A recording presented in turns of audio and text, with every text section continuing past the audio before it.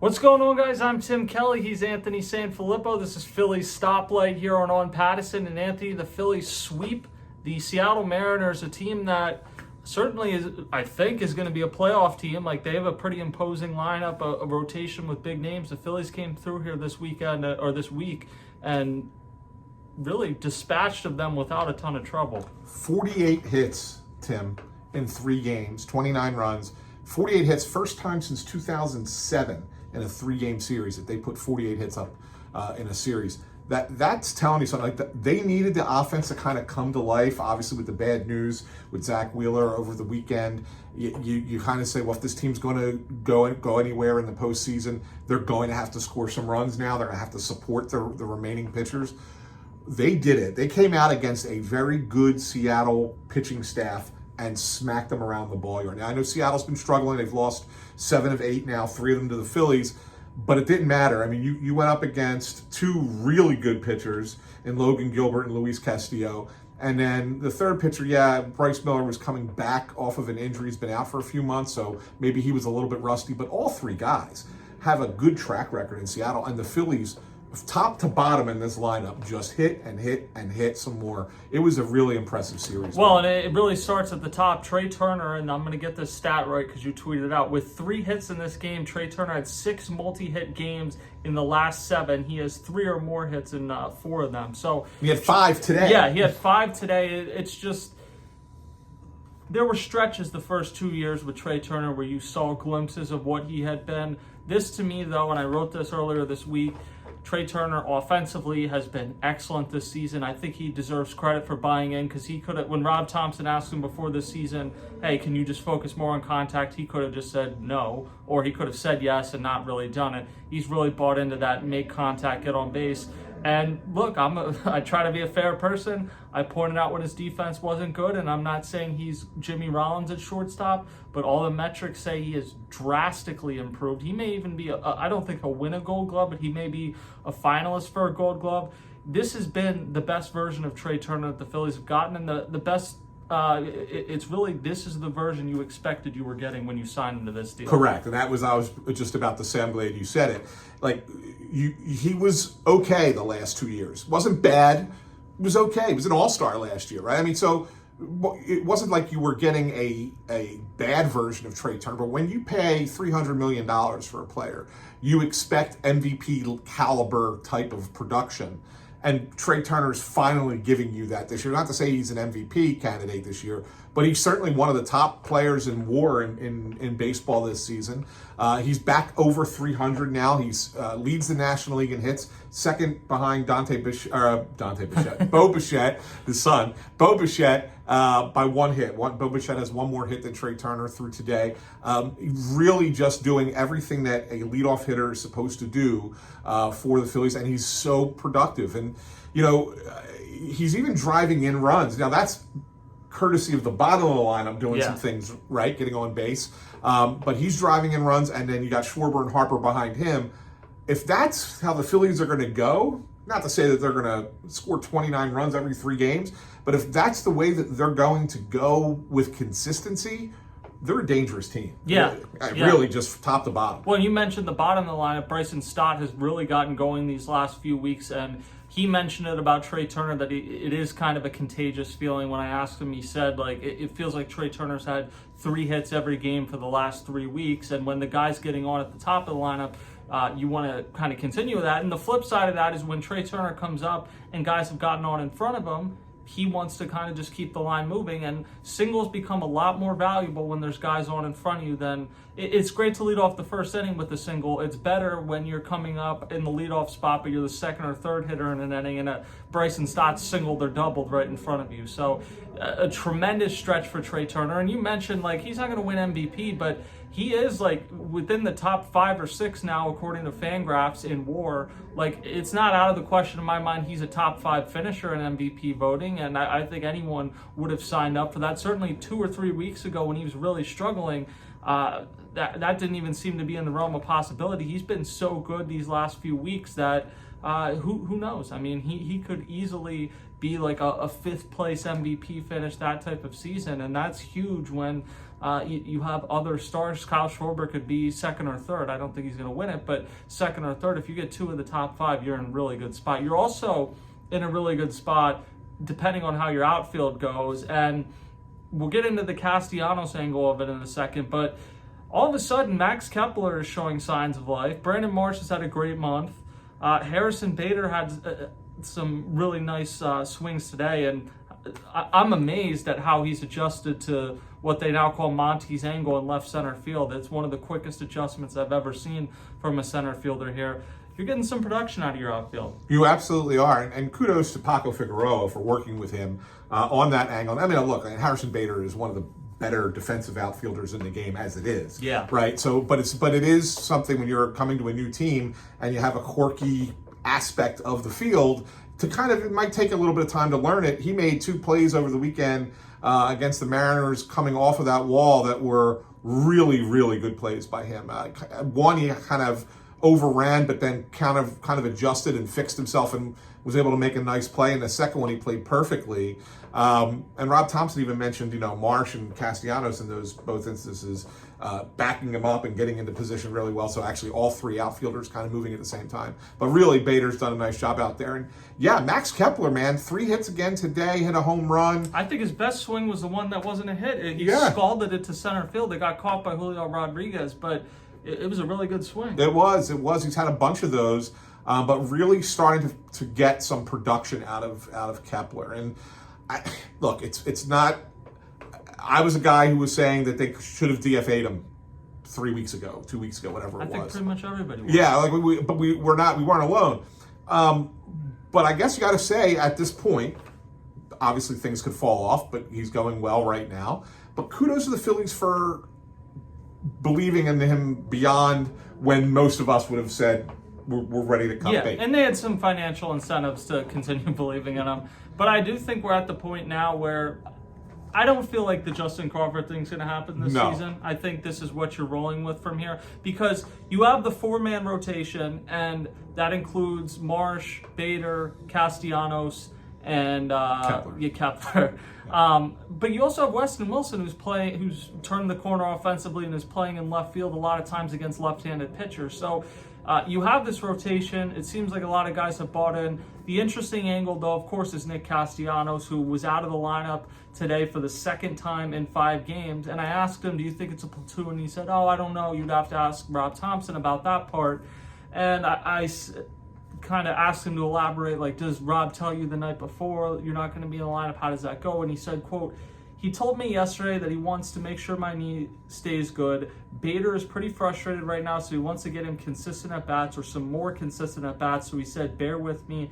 And I said, whatever you need. So a few things there. The knee injury refers to when they were in Yankee Stadium a month ago, and he made an awkward catch in right field to end the game. He missed a game, never went on the IL. He basically told me it's one of those things at this point in the season that you're just managing. It's not bad enough to go on the IL, but obviously it doesn't feel good.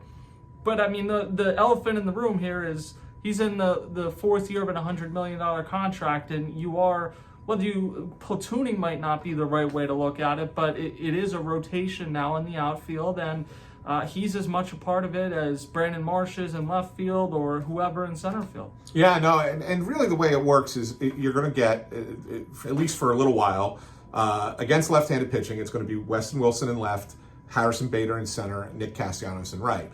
Against right-handed pitching, it's going to be a combination of the other 4 guys, depending on the pitcher, depending on who's going well. So Marsh, Bader, Kepler, Castellanos, 3 of them are going to play against righties, but you don't ever know which 3 from game to game. You got to kind of figure it out.